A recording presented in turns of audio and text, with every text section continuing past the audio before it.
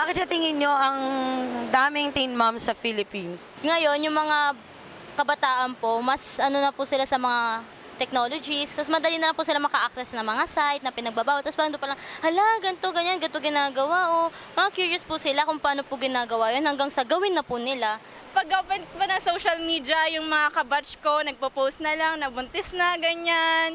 Tapos in-story pa nila yung baby. Although, parang cute, ganyan. Parang nakaka-proud naman talaga na survive nila yung ganong stage. Pero naging parang norms na siya. Parang hindi, nababahala na yung tao na, nandiyan na yung problema yun, wala tayong magagawa, kailangan nating tanggapin. Naging ganun na po yung problema. Kasi lack of education na rin. Hindi kasi nasasama sa curriculum yung mga ganong bagay. Natatakot silang pag-usapan yung mga ganong issue na dapat harapin ng mga tao dito sa Pilipinas. Kaya nagkakaroon ng mga maling impression about sa ganong topic.